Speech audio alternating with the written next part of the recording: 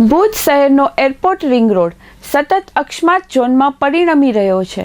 બેફામ દોડતા ભારે વાહનોના કારણે અકસ્માતોની શ્રેણી સર્જાઈ રહી છે।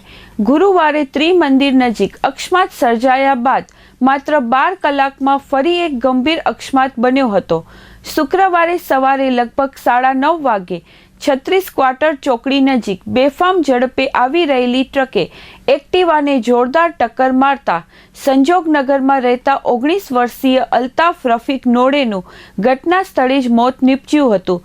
અકસ્માતમાં એક બકરીનું પણ મોત થયું હતું।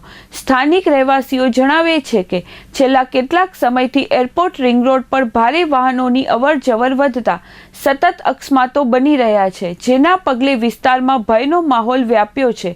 આ ઘટના બાદ લોકોનો ફંટાળો ફાટી નીકળ્યો હતો।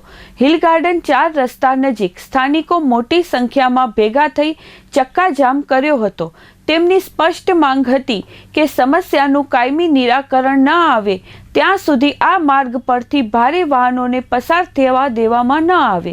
રહેવાસીઓએ તંત્રને તાત્કાલિક કાર્યવાહી કરવા, સ્પીડ નિયંત્રણ, ડાયવર્ઝન અને વધારાના સુરક્ષા પગલાં અમલમાં લાવવા રજૂઆત કરી છે। મંજલી મોડ છે। અમે લોકો ટોપીલ સોસાયટીમાંથી આવ્યા છીએ અને અત્યારે કલેક્ટર ઓફિસે અમે લોકો બધા ભેગા થયા છીએ। કાલે રાત્રે અમારા વિસ્તારના બધા લોકો નાનાથી મોટા કરીને લોકો બધા ભેગા થયા હતા વિરોધ કરવા માટે મોટા વાહનોનો, જે ટ્રકની અવરજવર દિવસ દરમિયાન બહુ વધતી જાય છે અને જેના લીધે એક્સિડન્ટ થાય છે। કાલના દિવસમાં 2 લોકોની ડેથ થઈ ગઈ છે। યંગસ્ટર હતા, એક 18 વર્ષનો છોકરો અને એક 27 વર્ષનો છોકરો, જેની આજે વહેલી સવારે ડેથ થઈ છે। એ 2 ડેથ ટૂંક સમયમાં 2 દિવસમાં જ થઈ છે। એટલે અમે લોકો અત્યારે બધા એટલા માટે જ ભેગા થયા છીએ કે એ મોટા વાહનોને બંધ કરો, સંપૂર્ણપણે બંધ કરો, રહેણાંક વિસ્તારમાંથી એની અવરજવર બંધ કરો। એટલા માટે જ કલેક્ટર ઓફિસ ભેગા થયા છે કે અહીંયાથી જે કલેક્ટર શ્રી આદેશ આપશે ત્યારે જ બંધ થશે ને જો નહીં થાય તો અમે બધા તો છીએ જ વિરોધ કરવા માટે। જેવી રીતે કાલે કરો તો એવી રીતે હજી બી કરશું જ્યાં સુધી બંધ નહીં થાય। રહેણાંક વિસ્તારમાંથી સંપૂર્ણપણે આ ટ્રકની અવરજવર, મોટા વાહનોની અવરજવર બંધ થવી જ જોઈએ।